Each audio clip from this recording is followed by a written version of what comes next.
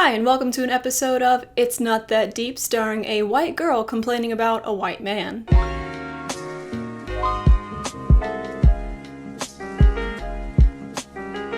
Now, I love a good movie. I know that makes me a little quirky and offbeat, but it's who I am. And in a world with Netflix and Hulu offering thousands of movies at the click of a button and the ever-increasing price of a monthly subscription, it's a movie lover's dream, right? And some movie lovers also love a good bad movie. Now, these are not just bad movies, they're movies that are so bad that they're good. You enjoy them, you sit down with your friends, you have a chuckle, and then they're just flat out bad movies. Now, hopefully those are few and far between, unless you consider the fact that Netflix and Hulu combined have about 19 Adam Sandler movies and counting. Now, before I continue talking about things that I don't enjoy, let's talk about one more thing I do, and that's sponsorships. Once again, Amino has offered to sponsor me and what I do here on this channel, which is a whole lot of something. Amino is an app that has communities that you can join where you can all talk about something that you enjoy. I mentioned in my last video that I was in the 21 Pilots one, and in this video I might show the Billie Eilish one. I don't know. I feel like I'm a little too old to be scrolling through that, so I may not be in there very long, but it is something that exists that if you enjoy Billie Eilish, you can go join that community. You can check out my profile on Amino. I have stories where I talk about psychology tips for everyday life. So I give you tips and tricks to help overcome anxiety, bad days, little things, little nuggets you can carry with you throughout your day. Basically the essentials of a psychology degree without having to go into debt for it. Because Amino is completely free, all you gotta do is click the link and then you're there. You got so much at your fingertips. Go download the app, enjoy the app, and by clicking on my link you support me so I can continue to do whatever this is I'm doing. Anyway, back to little ol' me starting a beef with Sandler. Yes, this video is about Adam Sandler and the crushing reality that I am stuck in where he's been allowed to continue to make movies after the 90s and early 2000s. Now, not counting the movies that he's just acted in. This is counting movies that he has both produced and acted, or maybe just produced, but had a big role in the creation of a movie. He has made over 19 movies in the last 9 years. So that's about 2.1, for some of you math people, movies a year. That's 2.1 movies a year that he's just simply produced. Not even that he starred in, that he has had a large role in the creation of, on top of movies that he's starred in. Heck, he's been in 18 movies in the last 5 years. That's a lot of Sandler to handler. Whoop, sorry for the sudden change. Continuity, I don't know her. But I didn't make my point quite clear when I originally filmed it, so I'm gonna put it in here. My point behind Adam Sandler making at least 2.1 movies a year as far as actually producing and acting in them, and that doesn't even include the ones he acts in, which means it's more than 2 movies a year, is that it takes so much time to put a good movie together. You have to consider the script writing and the shooting process and the editing process, everything that goes into it. Plus, before all of that even begins, whenever they cast the actors, those actors will spend months preparing for that role. An extreme example would be Shia LaBeouf for a movie called Fury. He literally joined the US National Guard and spent like a month on the base camp and like pulled a tooth and didn't shower for a long time. I don't know, but he just immersed himself in all of that. A less extreme example would be Sandra Bullock preparing for The Blind Side. She lived with the family that The Blind Side is based on for like 3 months. I'm not even exaggerating. And she followed the mom around everywhere she went and like was mimicking everything she did, and they would stay up late talking so Sandra Bullock could like learn everything about this woman so she could portray her to the best of her ability and to the truest character. So that was my point behind all of that, how so much work goes into preparing for a character, and if you're just doing back-to-back roles, you're not putting that much work into preparing for your character. You're just kind of getting your lines and being like, all right, cool, let's just get it. What got me on the topic of this video was basically I couldn't think of a video topic. So I started thinking, hey, I'll just watch a bad movie and review it because that gets popular, that people click that, they like to watch that, I like to watch that. So in my search, I found multiple articles that talked about bad movies on Netflix, and on multiple articles, an Adam Sandler movie would be mentioned because apparently he's signed a contract with Netflix to make like 6 movies that that are just Netflix exclusives. I don't know why, but we all know that Netflix isn't great with deciding where their money goes and where they're gonna decide to cut the money off. When I typed in Adam Sandler on Netflix, 11 movies popped up, and while I am dedicated to YouTube as my job, I am not so dedicated to spend, I don't know what 11 times 2 is. 22? Oh my god. I'm not willing to spend probably 22 hours of my life watching Adam Sandler. I watched 2 full movies, Murder Mystery starring him and Jennifer Aniston, obviously, because Jennifer Aniston's in like 50% of the movies he creates now, and The Ridiculous Six. 2 full movies, and then half of a movie called Week of, or The Week of, I don't know, something about the week of his daughter's wedding or something.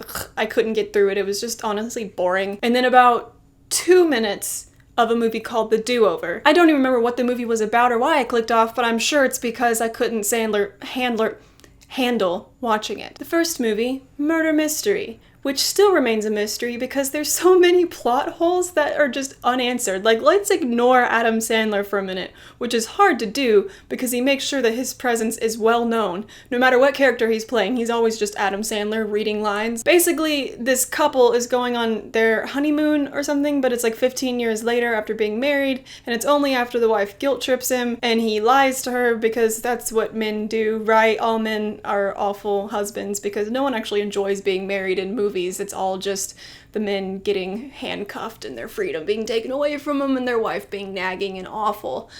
So anyway, they go to Europe, and while on the plane, his wife meets this rich man who just generously offers to have them come on his yacht for the duration of their stay.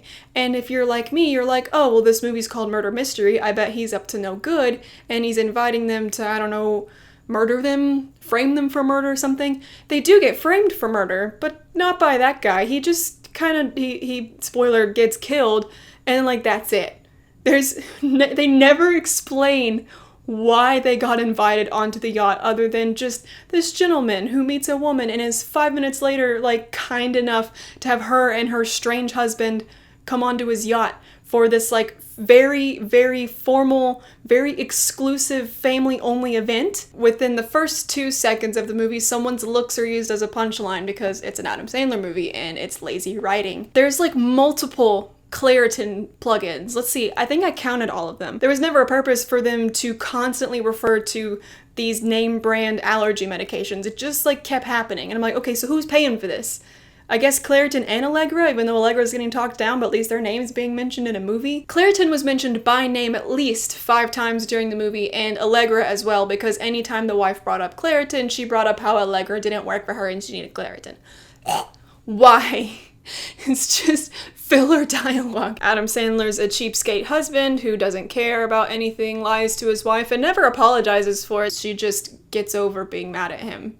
That's how all of his male leads get the female lead, is that they're terrible to them the whole time. So not only is he not attractive, he's not funny, and then he's awful and gross and creepy, has no redeeming qualities, and then like will lie and mistreat the female lead, and then she just like gets over it and is like, oh, but I love you for who you are, even though so far we've seen no redeeming qualities other than like maybe does one nice thing every now and then. And he loves, you know, anything at the expense of women, anything sexist. It's all just free game. And also gross sex jokes. Just makes you kind of feel sick when you hear it. You're like, oh, okay.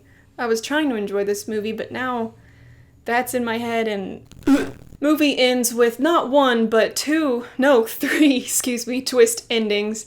By the second twist, I was already over it, wishing the movie was over. In fact, the notes I wrote were, this movie will never end, oh my gosh, a second twist, I want to die. Later, I say, if there's one more twist, I will die. Wow, gets hit by a bus. Wow. So that was the third twist. That was my reaction, was just like, wow. They added these twists that honestly gave like no benefit to the storyline whatsoever. The movie could have ended 10 minutes earlier, but they knew that a movie that's an hour and 20 minutes long isn't like really a movie, I guess. You gotta hit at least that like 38 minute mark for it to count. So they just kept throwing in twists that made no sense, that were just there. Just time filler until they could get to the end of the movie and they could actually call it a movie and not, I don't know, a short film. And by the way, he relies on these like bodily function gross jokes so much that it's not just irritating, it's almost concerning that he can't think of any other thing that might be funny in a moment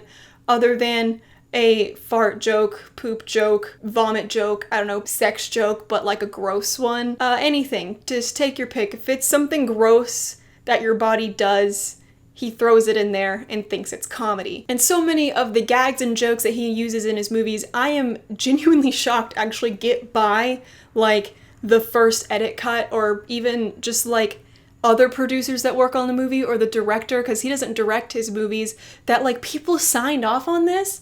And for example, Ridiculous 6 was a movie made for Netflix, so many people had to like sign off on this joke that he wrote and did in his movie, and then Netflix had to be like, yeah, we're fine with that, even though under no circumstances would they be okay with it if like any other medium did it, I'm pretty sure. Then again, we know all the execs at Netflix would murder their own mothers with their bare hands if they were paid enough money to do so. Obviously, Adam Sandler can do whatever the heck he wants because he has plenty of money. But anyway, back to the Ridiculous 6. It's gross.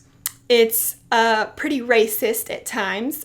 Tons of poop jokes, specifically a donkey pooping, and that's like the donkey's whole purpose. And a Mexican man who is used as a prop to be funny because he is Mexican, and that's it. That's pretty much the only reason you're supposed to find him funny, and it's not funny. And also, Taylor Lautner is in this movie. Taylor, you can do better, honey. I would rather watch Stephenie Meyer destroy Jacob Black's character arc from Eclipse into Breaking Dawn all over again than watch Taylor Lautner stoop to this level of comedy, of content, whatever it is, because in this movie, I kid you not, there is a scene where Taylor Lautner's character, I forget his name, I don't care, is laying on the ground, and he's the doofus of the Ridiculous 6, the most ridiculous, if you will, and he's laying on the ground, and he has buck teeth, because, I don't know, and the donkey is standing over him, and it looks like the donkey is giving him a blowjob. And then it cuts forward and you're like, oh, he's holding a carrot and the donkey's eating the carrot, and it looks like it. And then it cuts away for a minute, and then it comes back to that same wide shot of the donkey looking like it's giving Taylor Lautner a blowjob. And then it cuts to a close-up of Taylor and him saying that that's what the donkey is doing. Is that bestiality. Is what's going on. That's the joke, that's the punchline, is something illegal and considered animal abuse. That's the whole joke. You're supposed to laugh at that idea, and at that shot of him enjoying it, and of the Mexican man's character encouraging the donkey to do so, which again is animal abuse. I also want to throw in this interview of Taylor Lautner talking about the Ridiculous 6. The role, Lil Pete, was absolutely terrifying for me to do. When Adam first presented the idea of this role to me, I was like, oh, there's no way. Like, that's so scary. But that's ultimately what made me want to do it. I'm liking doing things that scare me right now, and this was definitely that. This role scared me. Yeah. It scared all of us, dude. I guess on a little bit of a lesser degree, depending on how you view illegal things. There's also some sexual harassment sprinkled in there. We don't need no preacher telling us what we can and cannot do. So it's all right if I do this to your wife? And there's Julia Jones, who was also in Twilight. She played Leah. Julia is how you say an ethereal goddess who would not be caught dead dating a crusty man like Adam Sandler, and also considering the fact that she is 14 years younger than him when she played his love interest, which is sadly not that bad considering Hollywood's reputation.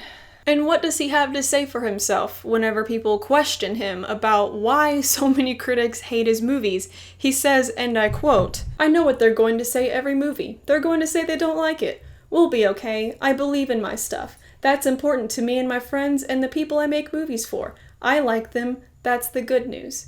Well, here's the thing, Mr. Sandler. Most of us don't have millions of dollars in our bank account that we can just blow on making crappy movies that most people don't like anymore because you peaked in the early 2000s. Of course I want to make stuff that I enjoy and just not give a crap about what critics say or what even my audience has to say. That's the kind of crap only rich people say. But if people don't like the things that I make, then I can't make money and also further advance my career. That's how things work in the entertainment business. You make things that you like, but also pray to God that other people like them. Because if they don't, you lose money, and then you can't continue to make the things anymore, unless you're Adam Sandler. Listen, you got the money. I mean, yeah, spend it on things you enjoy doing. You enjoy making bad movies.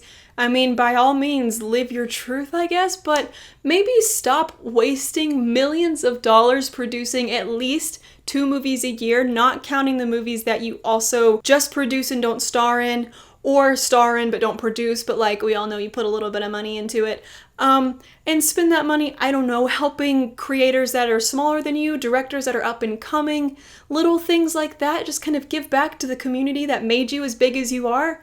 I don't know, just something to think about. Instead of hiring the same people over and over again to work with you because you like working with your friends, because you can do that. You can just keep hiring Jennifer Aniston, Chris Rock, and the guy that played Paul Blart Mall Cop, whose name is escaping me right now, Kevin something. But you get what I'm saying? You get what I'm saying? Give back. Don't just keep giving to yourself and just funding these crappy, sexist, pretty much racist and disgusting movies. Who does Adam Sandler make movies for? Because as I've said multiple times throughout this video, his style of humor is pathetic. It's juvenile. It's not even honestly juvenile, it's just gross. If you can excuse like the poop and fart jokes, those go towards, you know, the middle school age demographic.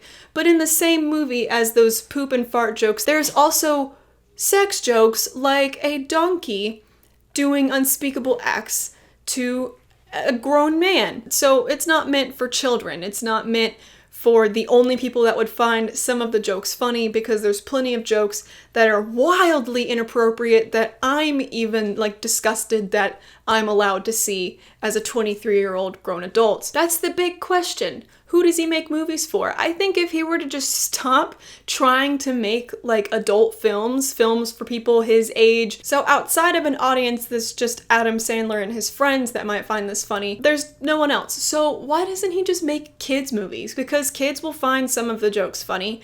And he did a pretty good job, I guess, with Bedtime Stories. That was a pretty big hit when it came out. That was a decent movie. He's good at making kids films, so just make kids films. Make your dumb, goofy jokes with the sex stuff aside, because no one wants that, not even the adults that might watch your movies. Do the goofy stuff for the kids, man. Then everyone wins. You make good movies that are for kids, and then you make more money because more people want to watch the movie with their kids because it's not disgustingly sexual or sexist or racist. But let's say he just stops producing movies. Let's say he just starts starring in them because he doesn't have to put his own money in them. He can just act in them and make the money. He's not a good actor. He's literally just Adam Sandler reading lines, sometimes with a weird accent that he does in most movies where he's supposed to be a different person. He just talks sort of like this. I don't know. He's just Adam Sandler on screen playing a game of charades and you're trying to guess who the character is that Adam Sandler is miming for you while still being Adam Sandler. This is sort of considered typecasting, which like I get that happens with a lot of actors that maybe only have like one thing that they're really good at, or maybe they have a lot of things they're good at but people only want to see them do one thing. For example, Jim Carrey. I liked the Ace Ventura movies, okay? I like the stupid, goofy, whatever Jim Carrey style humor that was in those movies. But even though he was typecast a lot to be goofy Jim Carrey, he has the ability to not be that. He has the ability to do a serious role. There was a movie called Eternal Sunshine of the Spotless Mind that I watched like a long time ago, and I don't remember a lot of it, but I know that parts of it that he was in moved me to tears. Like, he is a good actor. He's a good serious actor. He might be a horrible person to work with on set. I'm not talking about that, whether or not he's a good person. I'm just saying on screen, what he portrays is good and it was believable, and I didn't feel like I was watching Jim Carrey. If anything, I had trouble recognizing him because I was like, This is Jim Carrey, and he's not talking out of his butt. He can be funny. He can be serious. He can make me cry. He can make me scared by having a meltdown on a red carpet talking about how none of us are real. He has range. Adam Sandler maybe at one point did, because like I said, Big Daddy was like a good movie, and I think he did a pretty decent job playing a more serious role towards the end with like the court case or whatever. But he's lost that along the way because I guess he knows he can do literally whatever he wants because he'll just pay for it. Like, oh, no one wants to make this movie where I'm myself reading lines. I'll just make it. That's fine. He's just allowed to do whatever he wants. And I'm sick of it. Hold this man accountable. The Ridiculous Six is supposed to be ridiculous, but he is still trying to play like a serious role, and I think it's also supposed to be satire, but here's the thing, they missed the mark, okay? It was just Adam Sandler talking in a deep, monotone voice, and that was supposed to be our serious character. It wasn't serious and it wasn't funny. It's bad acting. And my last and probably least important beef, no, this is important. This is just as important as the other ones. My last beef that is very important with Adam Sandler is just the way he is. Here's a picture of his beautiful, doesn't make any sense wife and his 2 children, all dressed appropriately for an outing, and then there's the Sandman himself. Under what circumstances outside of a CrossFit gym that's hosted in someone's garage is this outfit appropriate for an outing, considering how nice the rest of your family looks? It's not, okay? It's not. Queer Eye, come get your mans. Come get him. You know, I'm gonna nominate him for Queer Eye. I'm gonna do it right now. Nominate for Queer Eye. Don't know if this is legitimate, but we're gonna do it anyway. Good evening, Fab Five. I would like to nominate Adam Sandler for your next season. His outfits are inexcusable. He clearly does not take care of his hygiene as well as a grown man with a wife and children should, and he relies on extremely immature and disturbing humor to remain relevant. He may have peaked as an actor in the late 90s to early 2000s, but I think he has potential as a good children's movie producer, if only his pride would stop getting in the way. I'm sure this seems like a prank email, but I promise I'm being extremely serious. This man needs your help. Thanks. Love you, XOXO, Olivia. And send. I've done my good deed for the day. They sent me an email. Thank you for your submission. To submit a nomination for Queer Eye, please make sure your original email included... Well, you didn't tell me till now. The following information. If it did not include this information, please resubmit your email with all requested information in order to be considered. Full names and ages of both nominator and hero. Current city and state for both nominator and hero. Recent photos of both nominator and hero. Phone number and email address for the nominator. Background information on how you know your hero. Good gosh. I don't care about him that much, but I set out to do it, so I'm gonna do it. I'll get back to you in a minute. Alright, so this video took a turn. I did not wake up this morning thinking I would be nominating Adam Sandler for Queer Eye, but I did it. It's official. I literally sent in an email with all of the information they require, including pictures of him and of myself. I'm sorry, Jonathan. Thank you for watching. 1 like equals 1 more submission for Adam Sandler to be helped by the Fab Five. Please hit subscribe because I make better content than Adam Sandler. Stick it to the man, so to speak, by sticking it to that subscribe button. Thank you again to Amino for sponsoring this video. Remember to check out the link in my description to help support me and support an up-and-coming app. Also, keep in mind that every comment you post defending Adam Sandler and calling me an idiot boosts the algorithm and gets my videos suggested to more people. So thanks for that. Keep it up. Thank you for watching, and I'll see you in the next one. Peace. I